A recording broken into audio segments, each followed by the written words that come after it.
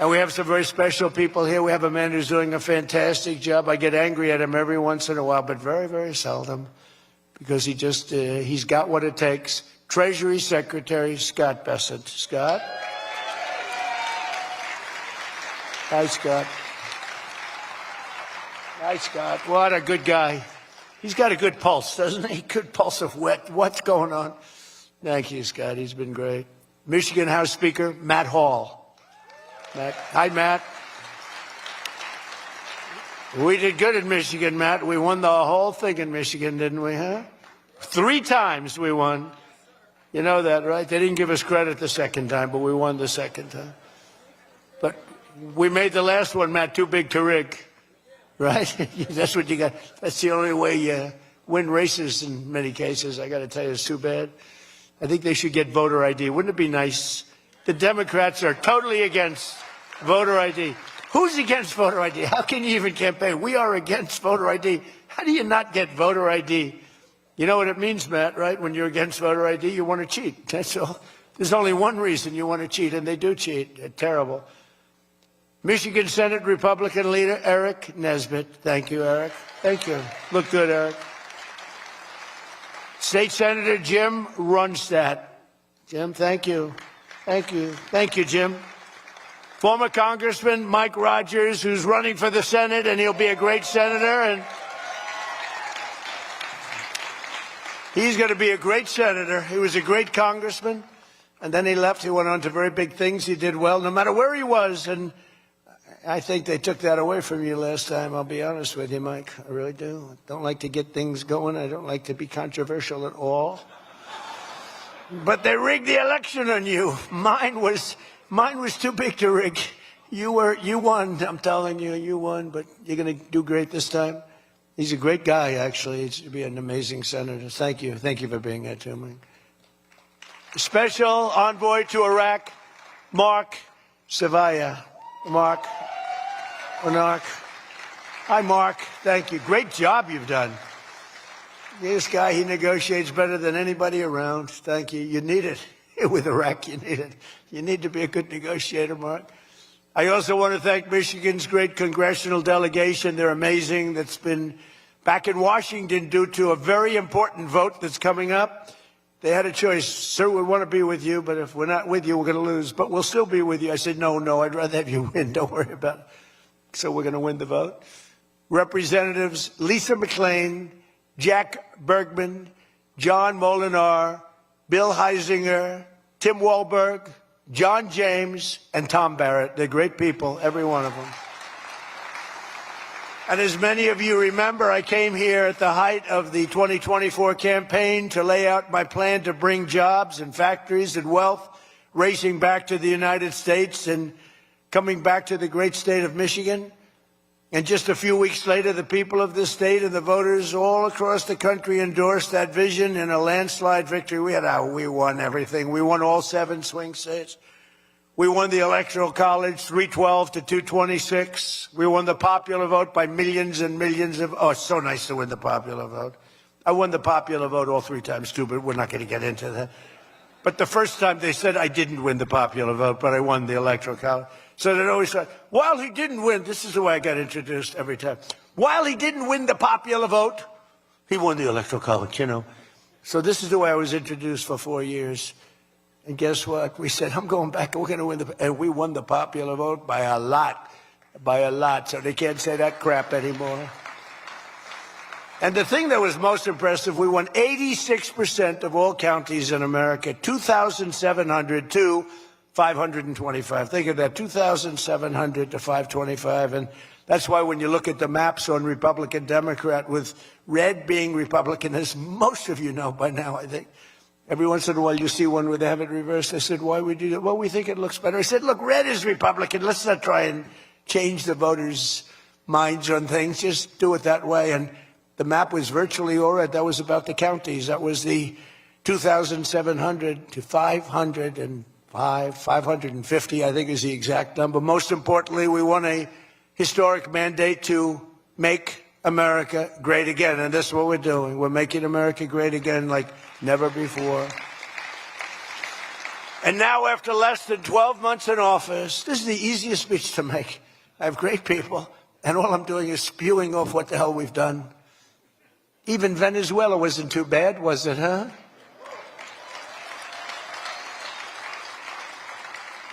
But you have people, Democrats, they say, I don't know if we should have done Venezuela, I don't know. Anybody that says that hates our country, okay? That was as flawless an attack as there has ever been. And they asked us to help them. They have 50 million barrels of oil. They said, take it. It's $5 billion. And we did. We're working with the Venezuelan people and representatives, and it's amazing. But that was an amazing situation. But we did al-Baghdadi, flawless. We did Soleimani, flawless. We did the Iran nuclear attack where we wiped out their nuclear capacity, which would have been very bad. You wouldn't have peace in the Middle East, flawless. We did them all flawless. I want to keep it going that way, too. I like flawless. Think about Jimmy Carter, the great Jimmy Carter, with the helicopters crashing, the hostages all over the place. Remember that one? Think about Sleepy Joe Biden with Afghanistan. What a disaster. The most embarrassing day in the history of our country, in my opinion. Real dope.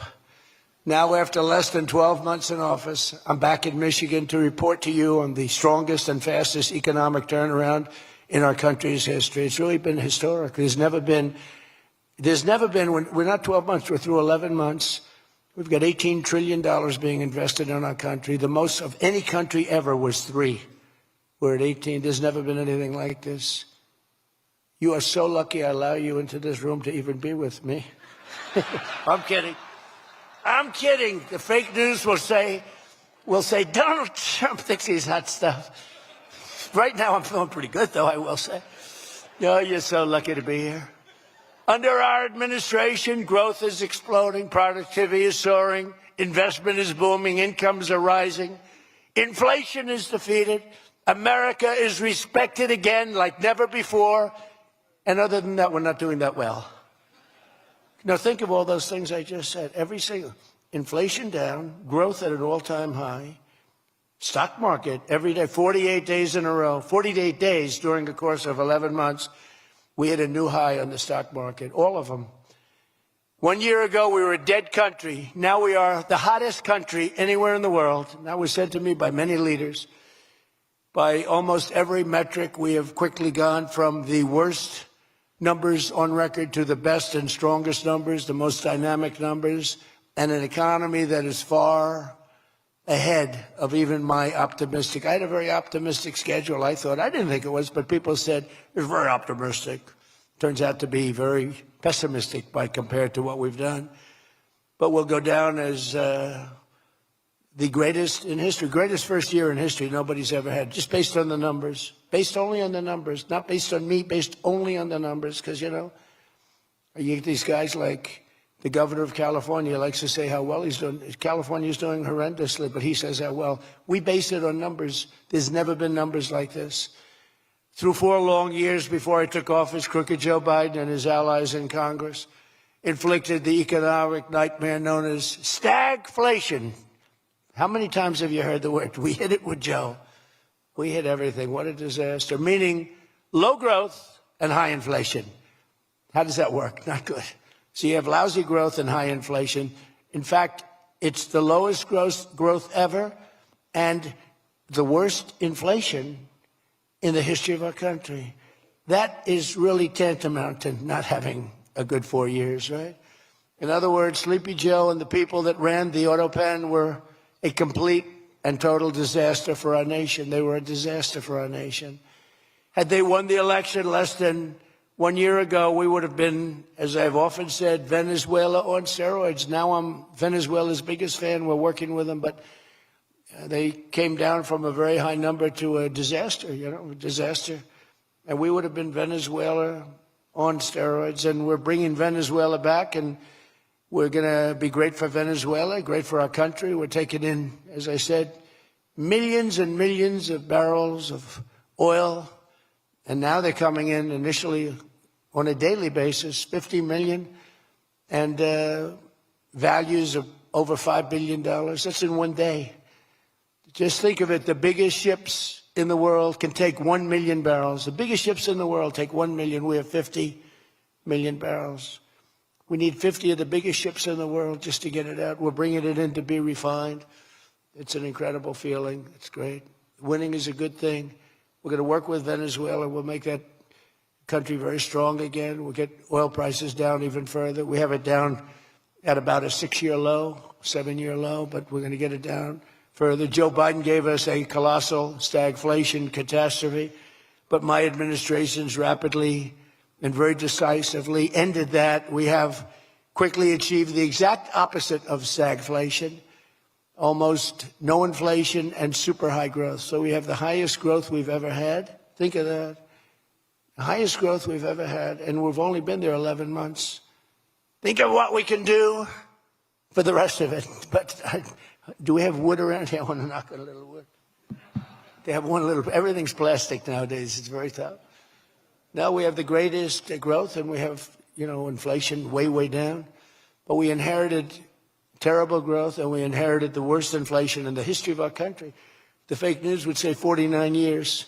So when I say the history, they give me a lot of time, but I believe it's the history. But let's say 49 years. Would you say 49 years is okay, right?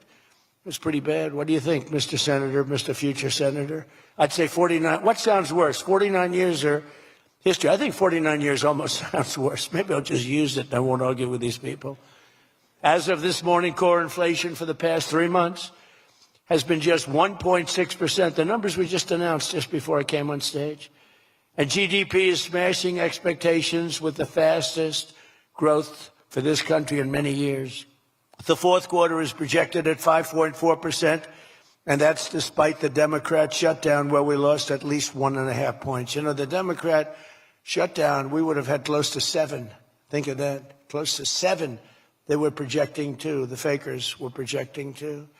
And if we keep deregulating and adding more capacity, like I saw today at Ford, and if we don't raise interest rates every time good news is mentioned. In the old days, I'm probably old. I used to be up at these lecterns and I'd say, I'm younger than pretty much everybody in the room. Now I say I'm older than pretty much everybody in the room. I like it the other way better, actually. But you're too young. But in the old days, when you had good numbers, interest rates would go down. When you had good numbers, the market would go through the roof. That's the way we're going to make it again. That's the old-fashioned way. That's the right way. Today, if you announce great numbers, they raise interest rates to try and kill it. So you can never really have the kind of rally you should have. What happens and what we want, we're going to have a lot of great months, a lot of great quarters. I want the market to go up. You announce unbelievable numbers and the market goes down because they know you're going to do everything possible. In the Fed, we have a real stiff in the Fed, but that's for another day. But they raise rates. So everyone says, oh, they announced great numbers. It's great, great, great. And the market goes down because they immediately raise rates. No, when the market goes up, they should lower rates. You want to see 20% and 25%? You want to see what we can do? We've got to go back to an old standard. When there's good news, the market should go up, not go down. Does that make sense to everybody? And that's the way it used to be for most of the time. That's the way you make a country great. But our growth potential is unlimited and could be much higher if we went back to sanity. We're not doing it anymore. We're talking about the head of the Fed, and I want somebody that when the market is doing great, interest rates can go down because our country becomes stronger. See, you view it differently. Our country becomes stronger, and therefore interest rates should go down, not up. They kill every rally. If it's, no matter who, if it's beyond me as president, it's no matter who's president, you have a good quarter and they want to kill it because you're so petrified of inflation. And growth and inflation don't necessarily go hand in hand. You can have growth and very low inflation. In fact, oftentimes growth is good for low inflation. So we're going to work on that, Scott, right? I think we're going to work on that very hard. I mean it so strongly, it's sickening. We announce good numbers and we see the stock market drops 300 points. I say, what the hell is going on? Do you agree with me? It should be just the opposite. All right, Scott agrees, so I'm very happy about this. That means if he didn't agree, I wouldn't do it. But we're already growing double, triple, and even quadruple the speed of almost every other major economy on earth. We're the #1 economy on earth, too. And the results are in, and the Trump economic boom is officially begun. It's really begun almost from the beginning. Almost begun, if you look at it, really from November 5th. You know, on another metric, just before the election, it was almost impossible to get people to join the military. We had the worst enlistment in the history of our country, the worst. You couldn't get people for the Army, the Navy, the Air Force, the Marines, Space Force, the Coast Guard. You couldn't get people. And since right after the election, but especially since after January 20th when we took office, we have now the strongest enlistment we've ever had in the history of our country. We've never enlisted people so quickly, so easily. And we enlist by merit now. You know, we won a Supreme Court case that said you hire by merit. You go to college now by merit. Everything's by merit. Our country became great because of merit. And we have done some job. But think of it. A year and a half ago, we had the worst enlistment in history, and now we have the best enlistment. Things like that don't happen. You might go from the bad enlistment to okay, but you don't go from the worst in history to the best in history. But that's what we've done, every one of them. And that includes police and firefighters. It was very hard to get police. It was very hard to get firefighters, and now everybody wants those jobs. In 4 years of Biden, they secured less than $1 trillion of new investment in the United States. So 4 years, less than $1 trillion. In less than 1 year, I've secured commitments for over $18 trillion from all over the world, the most ever for any country.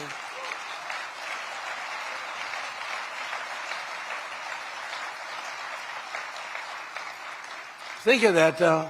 They did, and I'll tell you what. Had she won, it would be a disaster because you were having people leave. You would have not had $1 trillion. You would have had $5 trillion, $10 trillion leaving the country, and your welfare would have doubled. When you look at what's going on in Minnesota, is that a disgrace? Is that a disgrace? But we'll talk about that. Under Biden, we had the highest trade deficit ever recorded, losing more than $1 trillion every single year. How about that? It was killing Michigan, and everywhere else in our country was being absolutely destroyed. But in a matter of months, largely because of tariff income and the election result, we've slashed that gaping trade deficit by, in a short period of time, 62, it just came out, 62%. People are stunned. The fake news back there, look at those cameras rocking and rolling. No, the fake news back there is, they're very upset about it, actually, but they're stunned. They can't believe it. We cut our trade deficit in actually 10 months was when the number came out. We cut it by 62%. It's going to go better than that now. The stock market is now the highest in history since the election. We've set all of those records, and I think an all-time record that's so important to me because so many people have them is boosting 401ks and retirement accounts for millions and millions of Americans, people that are in the police departments, the fire departments, people that are construction workers. A policeman came up to me recently, a nice guy guarding me. He's a perfect guy to guard me. He was a massive guy, big, strong guy. He said, "Sir, you made me look so good in front of my wife. My wife thought I was a horrible investor because every time I invested, we lost money. And we have a 401k, and I'm up like 85%. She thinks I'm Warren Buffett. She thinks I'm brilliant. She's now calling me brilliant. It makes my life much easier. I love my wife much more now. She calls me brilliant every time." I said, "Don't worry, you're going to do even better for the next 3 years." But one of the biggest reasons for this unbelievable success has been our historic use of tariffs.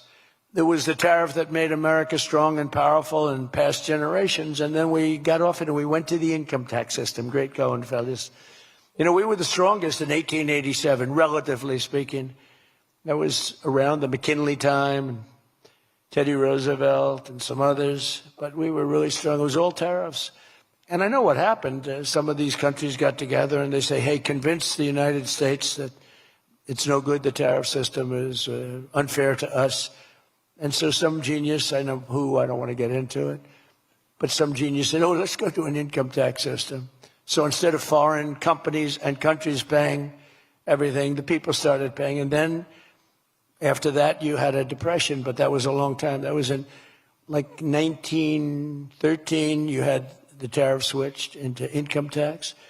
And then in and they like to blame tariffs. You ever notice they blame tariffs? No, they brought tariffs back in 1932. They brought them back to try and save the sucker. But it was in 1929, because a lot of people, you know, the anti-tariff people. Now, an anti-tariff person is a pro-Chinese person, like Koch. This guy's fought me in every election I've ever been in, and I've kicked his ass. He inherited a lot of money, and I don't know the gentleman. But he fights me, and then he goes out and says, I made more money with Trump than I ever made in my life. And then he supports these other people that were total losers. Gives them a lot of money.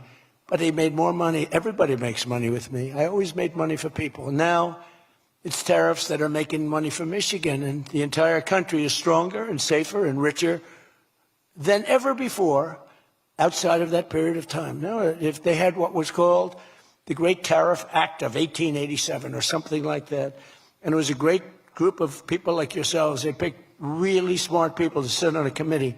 They had so much money they didn't know what to do with it, and they wanted to have the money given away. You know, we built the Panama Canal out of tariffs. We did a lot of things. Panama Canal was the single biggest investment, relatively speaking, that this country's ever made. Would be the equivalent of trillions of dollars today.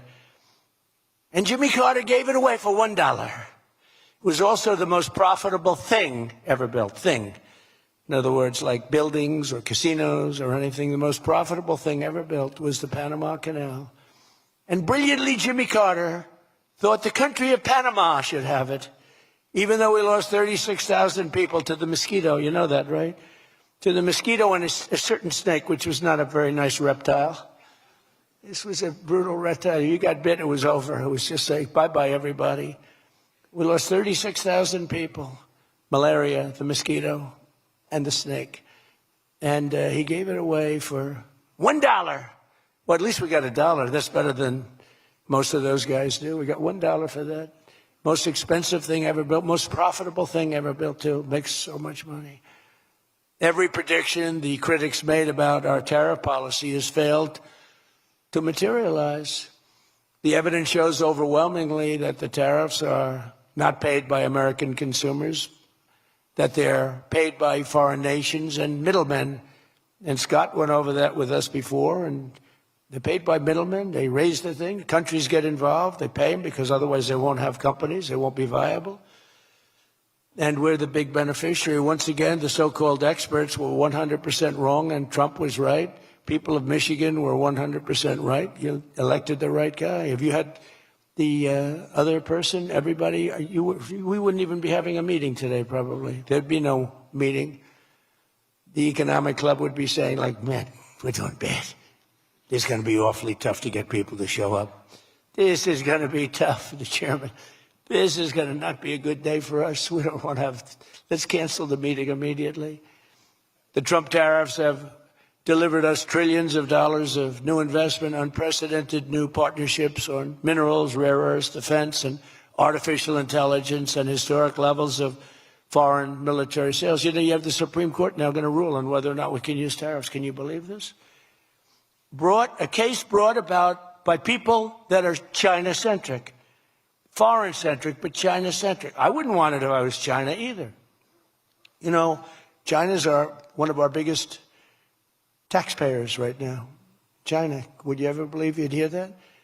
And they've been great. My relationship with President Xi has been great. But we have a group that's foreign-centric, China-centric, suing, and we'll figure something out if we don't win. But we should win. I mean, we should win. So great for national security. I ended 8 wars. Think of that. 8 wars. And without trade and tariffs, you wouldn't have been able to end any of them. But they brought hundreds of billions of dollars pouring into the United States Treasury, helped curb inflation, and helped cut the federal budget deficit by a staggering 27%. And that's only for a short period of time. The number's much bigger than that when you add in the full year. And I've told people I got into a lot of trouble because of the fake news back there. I told people, I said, tariff is my favorite word. I said, my favorite word of every word is tariff. I've loved it for 40 years. I came here many years ago. Remember, they said I didn't come here. Then they found out I did. I got an award in Detroit, in Michigan, many years ago, and still have it. They said it never happened. It did happen. Turned out I didn't notice any apology. But all I did was talk about you're losing your car industry. This was long before I ran for politics. They said you're losing. I said, why are you allowing these foreign nations to take your car? You know, you lost 57% of your car industry. The good news is you're getting it back. But I said, why aren't you using tariffs? I've been very consistent, I will tell you that, for years and years. Even as a private businessman, for years I used to, because I get, for whatever reason, a lot of publicity always. I don't know if that's good or bad, but it happens. And I talk about the importance. But I said recently, I said, tariff is my favorite word in the whole dictionary. There's no word. And I took a lot of heat. They said, what about your wife, your children? What about religion and God? What about Jesus? So I said, all right, it's my fifth favorite word. And since then, I've been fine. They hit me hard, these people, the fake news. They were killing me over tariff. He likes tariff more than his wife, more than religion. He likes tariff more than anything. What a disgrace. So I now call it number 5, and I'm in good shape. That was a rough day. It's my favorite word, and I got killed. Every word, you know, when you go up here, you take a big chance, especially me, because I go off teleprompter about 80% of the time. But isn't it nice to have a president that can go off teleprompter? When you think? Remember the speeches Joe would make? First of all, they'd last a matter of seconds, you know. Thank you very much. You ever notice Joe would always cough before a speech? State of the Union, he gets,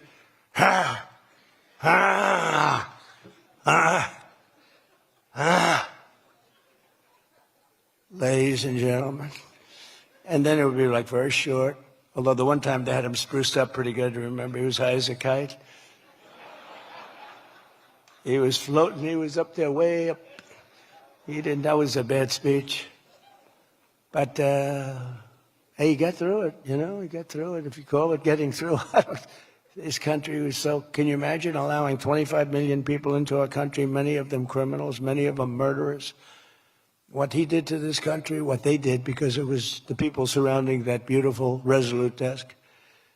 But just as I promised you that I've imposed a 25% tariff on all foreign automobiles, I'm standing up for the American auto worker like no president has ever stood up before. You know, those tariffs are keeping the foreign auto workers. Now, if they want to come in and build the plant and hire you and hire your friends and your neighbors, that's great. I love that. Let China come in, let Japan come in. They are. And they'll be building plants, but they're using our labor. U.S. auto factories are now seeing more than $70 billion of new investment. Think of that. They were leaving. They were all going. They were going in the opposite direction. Now they're pouring back. It's the greatest. Nobody's ever seen anything like it. And much of that money is coming right here to the car-making capital of the world, Detroit. You lost, I mean, so many places. Since I took office, Ford has announced it will invest $5 billion across its Michigan and Kentucky plants, creating 4,000 new jobs. GM is moving production of the Chevy Blazer and Equinox from Mexico right back here to America. Right? Is my favorite auto worker here by any chance? You know who I'm talking about. What happens? Where's Brian? Brian. Oh, I see. He made some cash. He's have to. Oh, he's been very disloyal to Detroit. We're going to have to. He is such a great guy, right? Man, that guy fought for me when it wasn't the popular thing to do. He fought for me from day one. Well, you tell him I said hello to him, all right? That guy, he got it. 4 years ago, he got it, right at the beginning. He understood it better than anybody, better than the great economists. They had no clue. And Stellantis is investing $13 billion to expand its U.S.-based manufacturing plant by more than 50%. Stellantis doing a good job. Never before has an administration achieved such sweeping and dramatic turnarounds as have taken place just in this very short period of time. I mean, you're talking about 11 months. 11 months and you have a different business. 11 months and you're booming. I just spoke to an AI guy, and that's booming too. You know, we're leading China in AI by a lot. I'm letting them build their own electric plants because people are saying, you know, the amount of electricity they need twice as much as electricity currently in the United States for every other business, home, factory. They need double. So I said, we can't do that. And then I had the idea. When they build these $50 billion plants, I'm going to let them build, and they're already building big electric plants to take care of their plant. And any excess electricity, they'll sell it back to our country. It's an unbelievable, and therefore we're going to build, I think if they really added, you hear how much, and I have great respect for China, but you hear they're building a lot of electricity, but we are too. But we're having it built privately. They're going to own their own electric. They're becoming their own electricity producer. And when they heard this idea, they thought it was great, but they didn't take it seriously because they said it's too good to be true. But then they realized that I was serious. So we're getting them 2- and 3-week approvals. They don't have to wait for 20 years before they get rejected. In the old days, they had to wait for 20 years, and then they get rejected at the end of 20 years. Guys would give up their whole career trying to get one approval, and then they get rejected. In every aspect of our agenda, we're putting America first, and nothing will stand in our way. Nothing's going to stand in our way. Nothing. So one of our top priorities of this mission is promoting greater affordability. Now, that's a word used by the Democrats. They're the ones that cause the problem. The one thing, they stick together. They don't have some of the people that we have. I don't know, it's a genetic thing. It's something in the blood. We got some real losers, mostly great. But I wouldn't use the name Romney because I'm in his sort of territory. So I would never use that name. But all right, I'll use it. They don't have a Mitt Romney that votes against everything. They don't have a Rand Paul that votes against everything. I got him elected twice. He was a stone-cold loser. I went to Kentucky where I won by a lot. I did a rally for him. Then I did another rally. He won. Then I went the second time. He won. Then he votes against all the time. It's just crazy. I don't get it. Then you have Lisa Murkowski and you have Susan Collins. Disasters. And you had a gentleman from Indiana that I don't believe it, Todd Young, he voted against. And you say, why are you voting against? They can't give you an answer. They're unable to give you an answer. It's like, why are they against the attack on Venezuela? They're against the attack after they found out it was the most successful attack, probably the most talented, most brilliant tactically attack that we've had maybe in 100 years. And they're against it. Why? It's one thing if the attack failed. I'd probably do that too. A change. I'd be in favor. Then if it failed, I'd say, I told them not to do it. That's what they do. But here we have one of the most successful attacks ever. And they find a way to be against it. It's pretty amazing. But it's a shame. And we have some others, but not many. We have a great party, but we have people, the Democrats, whether you like them or not, they stick together like glue. They have horrible policy. Thank God they have horrible policy. Because they're smart, they're evil, they're vicious, but they're bad policy.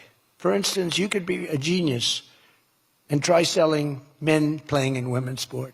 You could be a genius, try selling transgender for everybody, open borders, let the world come in, let the world's prison population come into the United States, including all of the murders, 11,888. That's what we're trying to get out of Chicago and Minnesota and these places.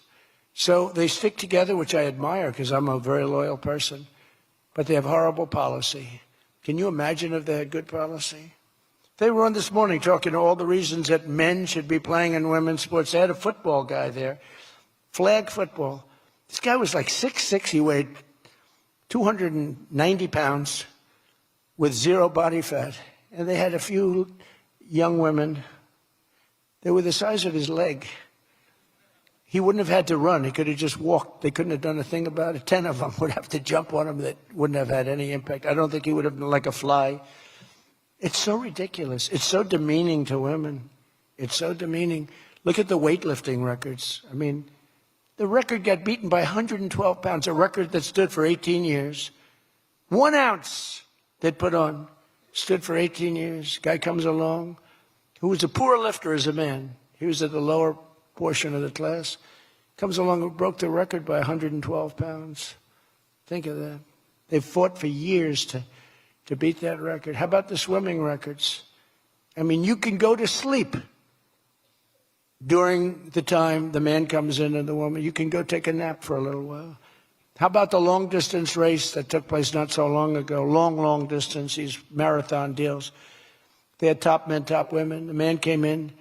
The woman came in 5 hours and 14 minutes and 36 seconds behind the man. Think of it. You're waiting. The man comes in. Now you're waiting 5 hours. What do you do if you're the parents? You go home and sleep for a while. Who the hell wants that? It's so demeaning to women, and who are great athletes. It's so demeaning to them, and it's right now in the Supreme Court.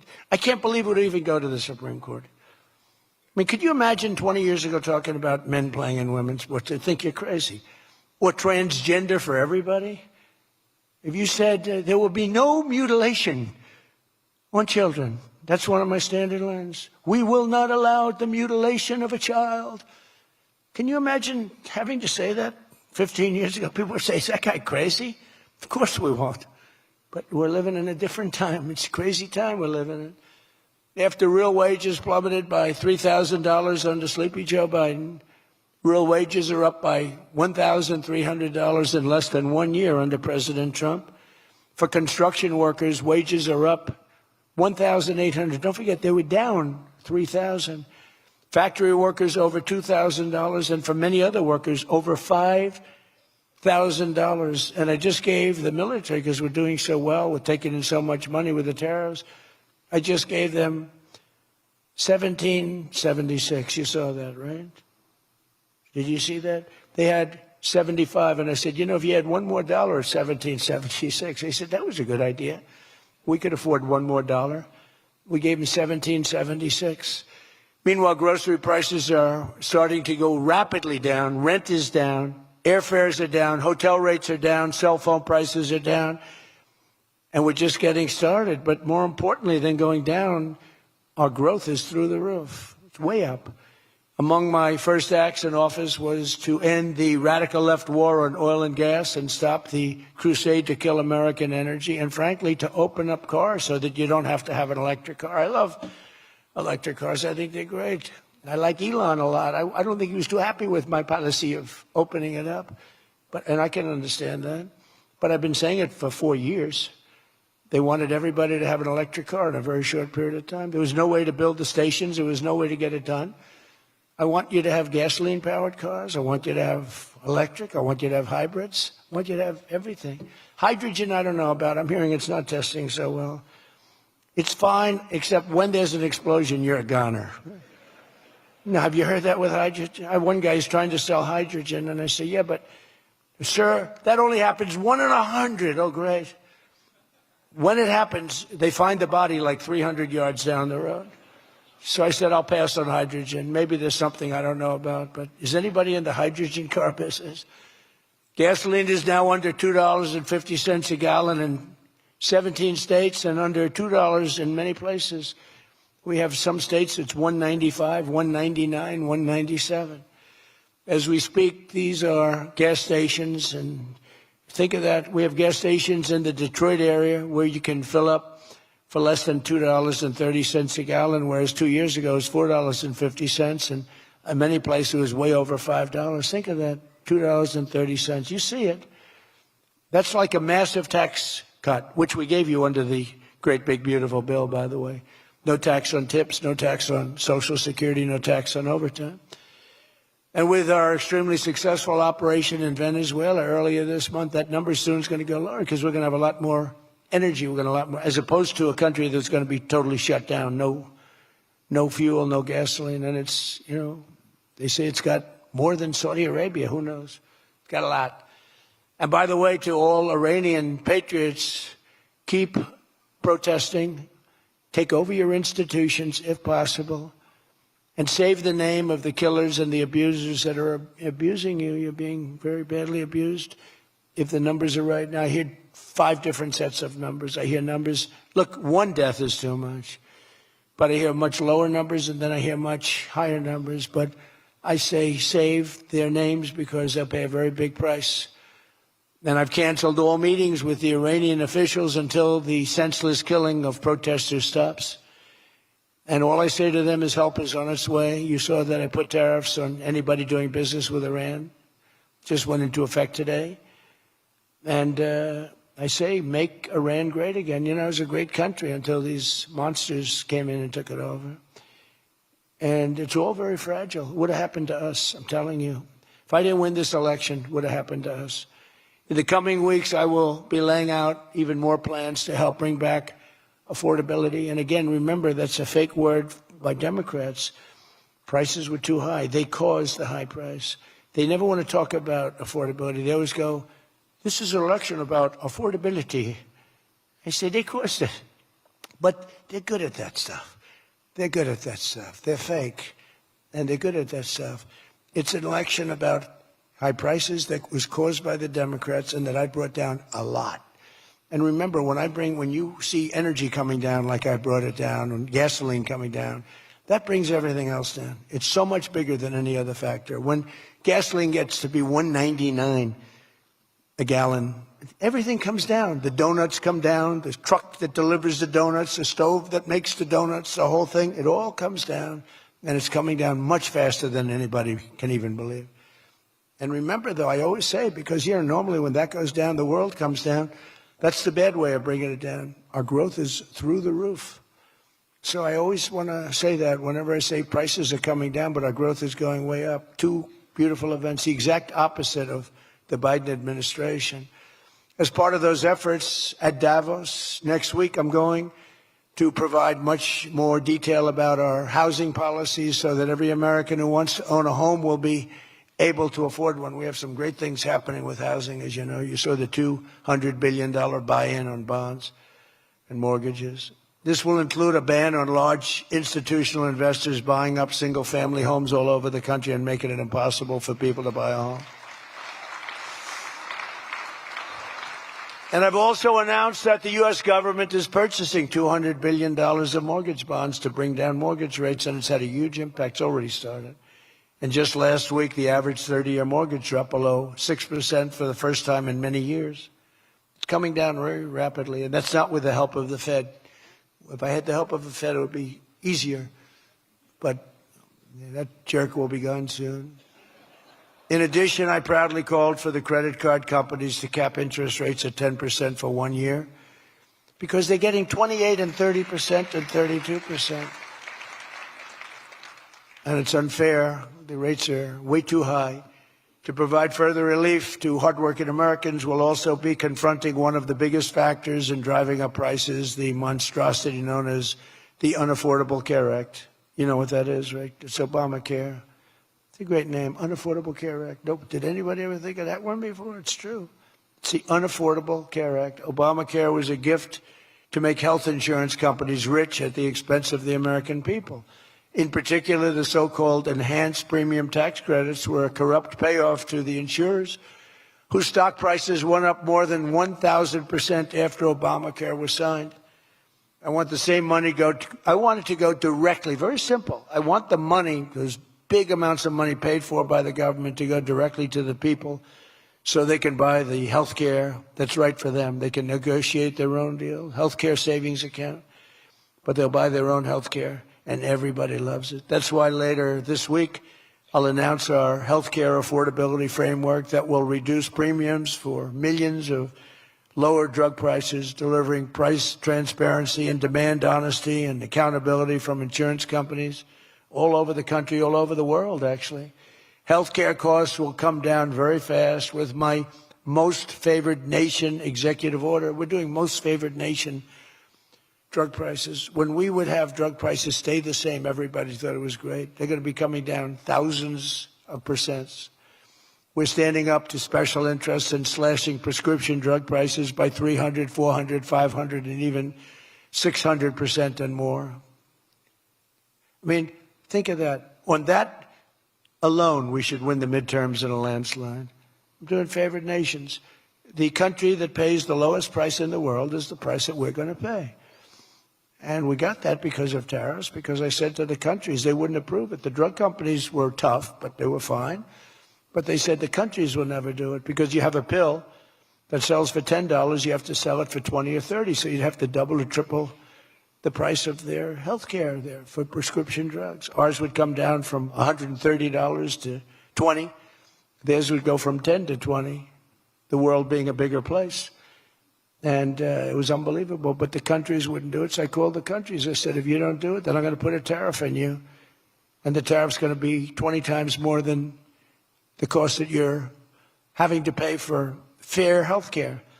And every one of them said, sir, we agree with you 100%. We would be honored to do it. It was really rather amazing. We could never do it. So think of that. You have most favored drug prices. Your drug prices are going to go down like from $100 to $10. Nobody can believe it. And we can't get the fake news to write about it. It's the biggest thing to happen in medicine. It's the biggest thing to happen in healthcare. And I cannot get the New York Times, I cannot get anybody to write about it. When we got it done and we announced it, it was on a page way in the back of the New York Times. Same with others. They don't want to talk about it. You know why? Because it's so good. It's the biggest thing to happen. Over the past 12 months, almost every promise I made to you right here in 2024 has been kept. I've kept all my promises and much more. I mean, I've given you much more than I gave you promises, and I produced much more than I said I was going to produce. I gave you the largest tax cuts in American history, cutting taxes across the board in the great, big, beautiful bill. And as I told you, I mean, who would have gotten you no tax on tips, as I said before. No tax, I say it over and over again, no tax on overtime, no tax on Social Security for our seniors. Any senior should be voting for us because the Democrats won't do this. It doesn't work for them. And we also made interest on car loans fully tax deductible so that when you go out and buy a car, if you have a mortgage or you get a loan on a car, you're allowed to deduct interest for the first time ever. That's never happened before. But only for cars that are stamped with the beautiful words, made in the USA. In other words, we're only letting that take place if the car is made like in Detroit or in the USA.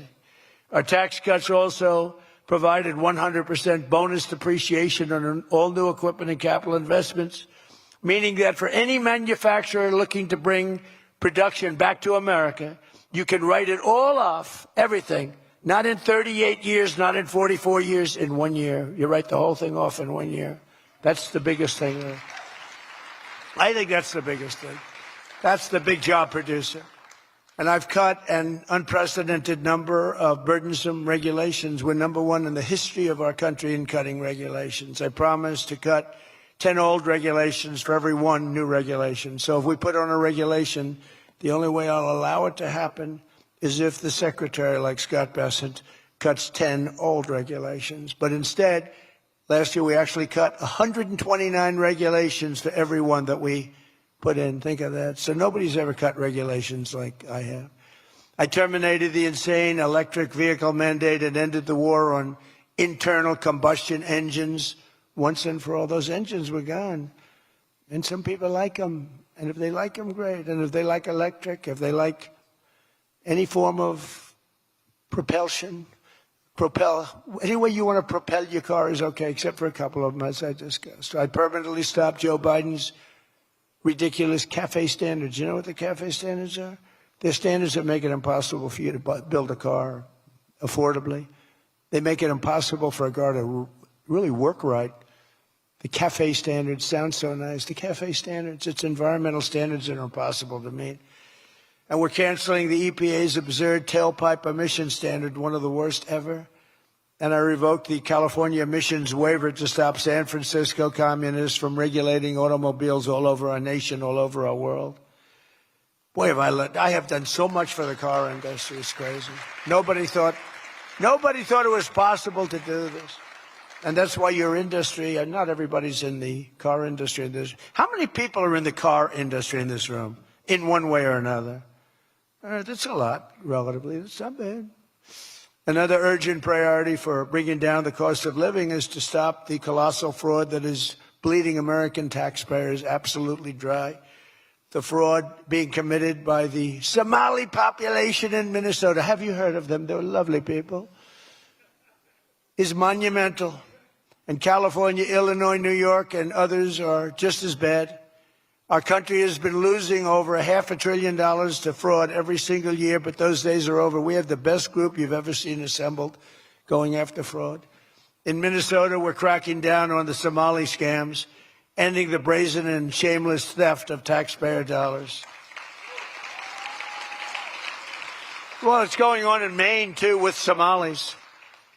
You know, and they don't take our ships anymore. You know why? We hit them with the same missile that we used to hit the drug dealers coming in with the boats. You know, we have drugs coming in by sea down 97%. You've seen that? 97%. And we're trying we're really trying hard to find out who the hell is the other 3%. But we have them down 97%. And we're going to start hitting them by land, too. The hard part is done. By sea, nobody's coming. It hasn't been great for the fishing industry, however. Those that have a fishing boat, they're having a hard time getting customers. But you can't have everything. Nobody wants to go on boats. Nobody wants to go like 25 miles an hour. When you see a boat with 5 engines on the back of it going 65 miles an hour, and it's loaded up with hundreds of bags that you see cellophane with white, typically it's not fishing. How about the couple of submarines we took down? We took out 2 submarines, and the Democrats say they were fishing. No, they were submarines. They build a very fast, it's a drug-carrying submarine. They have a lot of money. And we took them out, and the Democrats claimed that they were fishing. We shouldn't ruin people's beautiful fishing journey. It's unbelievable what we have to go through. It's really a shame, actually. We froze it all, children's payments to those states that we're talking about, and we will now require proof of attendance in order to receive federal funding for child care or any of that. How about all these child care places in Minnesota where there is no children? They go there, they get paid millions and millions of dollars. The biggest operation in all of Minnesota had no children. And we pay millions of dollars. They're scammers. They're scammers. They always will be. And we're getting them out, and we're not going to pay them. We're not going to pay Minnesota. Right, Scott? We're not paying Minnesota any more money for any of that crap. It's a big scam. It's a giant scam run by an incompetent, crooked governor. He's an incompetent, crooked guy.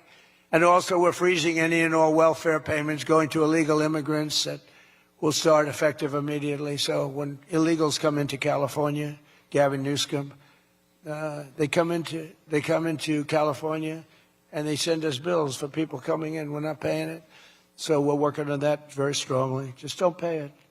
As Nancy Reagan would say, just say no. You remember Nancy Reagan? Just say no to drugs. It's a little more difficult than that, I guess, right? But just say no.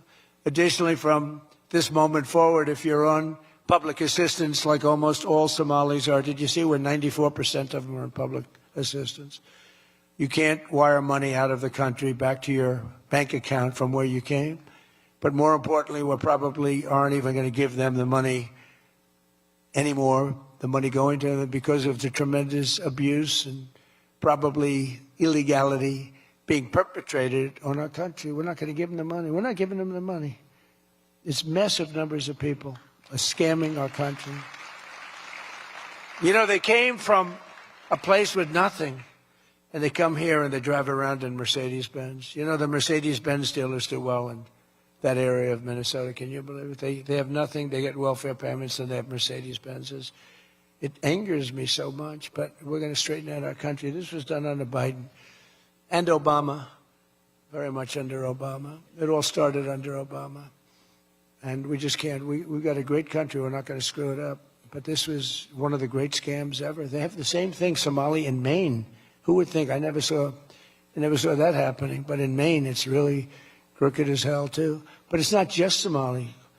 It is them, but it's not just. There are many other places, many other people. The whole country, if we stop this fraud, this massive fraud, we're going to have a balanced budget. That's how much money you're talking. We'll have a balanced budget without all the growth I'm talking about. And then you add the growth, we got one hell of a country.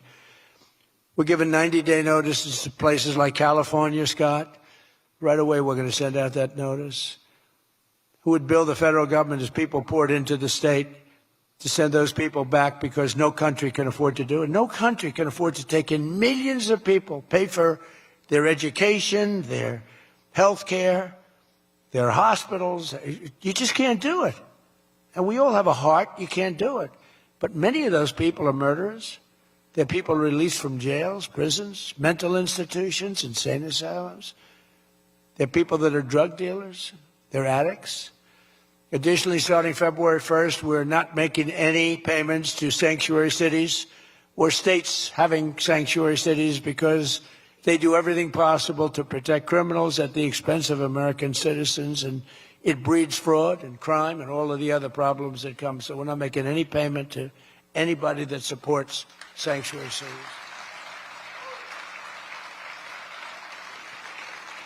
We have also suspended nearly 8,000 SBA loans, Small Business Association loans, to suspected scammers in Minnesota, of which there are many. It's a great state. It was a great state. Now it's getting destroyed by that stupid governor. What a stupid guy he is. But he's a crook. I mean, he's an incompetent guy, but he's a crook. He allowed this to go. You can't have corruption on a scale that nobody's ever seen before, and you're sitting as a governor and you don't know what's going on. It's impossible, even though he's a stupid guy. We're investigating large-scale visa fraud, and the Department of Justice has already charged nearly 100 people in criminal conspiracies in Minnesota. They're all over the place. Last week, we announced that I'm creating a brand-new division at the Department of Justice, a legal strike force led by a really tough, smart new Attorney General for fraud. He's a fantastic young guy. He's so impassioned to do this properly. We intend to imprison any fraudster, politician, or public official involved in these sick plots to loot and pillage our country. Think of that Ilhan Omar. She lives in Somalia. They don't have a government. They don't have a military. They don't have police. They don't have anything. All they have is murder and robbing ships, bringing in ships, pirates. That's stopped. Same missile, ping. That's the end of them. It's amazing how that can stop corruption. Those missiles, they never miss, you know. The same one, exactly the same one. But think of it. She comes from a country with nothing, and she comes here and she tells us about our Constitution. I have a constitutional right to rip off the country. I guess she's a total scam artist. Anybody knows it. How do you let her get away with it? AOC +3. She was one of the three. They're all scammers. They're so bad for our country. They're so bad for our country. Our ICE operation in Minnesota, for example, is finding hundreds of killers, violent predators, and child rapists, some of the worst criminal offenders anywhere in the world, murderers all over the place. All we want to do is get them out. Did you see the pictures that we put up? Hundreds of them. Murderers wanted for murder, wanted for the worst drug selling. One of them is one of the biggest drug dealers in the world. And vicious, sells bad drugs too. Bad drugs, like if you take a tiny little morsel, your child is dead. And we're getting them. But it's hard to get them because they make it so impossible for you. And you wonder why. Why would they do that? You know, do they want to live with murderers? Do they want to live with these people that are emptied out from prisons? They have a lot of people. One of the reasons I was so angry with Venezuela, they emptied their prisons almost entirely into the United States of America. Tren de Aragua was the gang, one of the worst, probably the most violent gang there is anywhere in the world, they say. We're getting them out. We've got a lot of them out already, but we're getting them out. We're also going to revoke the citizenship of any naturalized immigrant from Somalia or anywhere else who is convicted of defrauding our citizens. We're going to get them the hell out of here fast. And if you come to America to rob Americans, we're throwing you in jail and we're sending you back to the place from where you came. We're throwing you right in jail. And they know it, too. And one of the reasons they're doing these fake riots, I mean, they're just terrible. I mean, you see it's so fake. Shame, shame, shame. You see the woman. That's all practice. They go practice. They go to areas, they take hotel rooms, and they all practice together. It's a whole scam. We're finding out who's funding all this stuff, too. We pretty much know. But in conclusion, as we liberate our country from this cultural scourge and the plague of corruption and fraud, we'll rediscover the natural energy and native spirit that truly makes America great again, like we're doing with Detroit and Michigan. If we get rid of fraud and do our job properly on the trillions that are being extorted out of our country from corrupt and incompetent governors like Gavin Newsom, J.B. Pritzker, and Tim Walz, we will very soon have a balanced budget, and that's the kind of money that we're talking about. We're talking about massive amounts of money.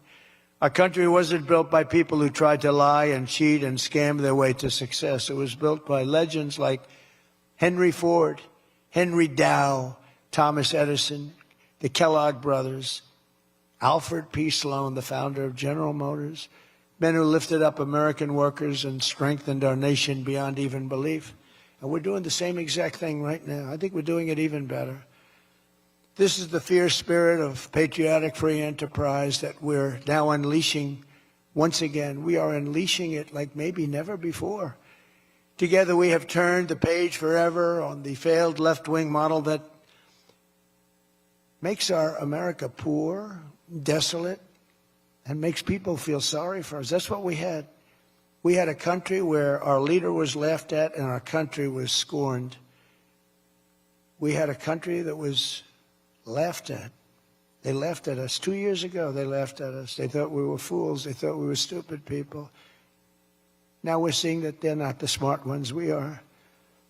But we have a great America, and we're going to enrich it. And foreign nations, foreign migrants, criminal fraudsters, and corrupt politicians are not going to play a role anymore. They're going to be in jail. Under the Trump administration, we're reclaiming America's dignity, rebuilding America's wealth, and we're putting the productive, hardworking American citizen at the center of every single thing that we do. They were the ones that built America, and they will build it up again, and that's what they're doing at levels nobody thought was possible. So today, after less than 1 year, our border is secure. Remember, they talked about the border, how bad? In 3 weeks, I didn't go to Congress. I said, secure our border. And they did. Remember Biden, he said, I have to get approval from Congress. Had nothing to do with Congress, had to do with respect. Our spirit is restored. Inflation is stopped. Wages are up. Prices are down. Our economy is booming like I think you'll see soon, like never before. Our military is strong and unprecedented. I rebuilt our military in my first term. Our workers are thriving and our auto industry is returning to the country where we all began and where it all began, and frankly, a country that we love. The United States is winning again, and we're rapidly making America and the great state of Michigan greater and more prosperous than ever before. I want to again thank the Detroit Economic Club. You do a fantastic job, so respected. God bless you, and God bless America. Thank you very much, everybody. Thank you.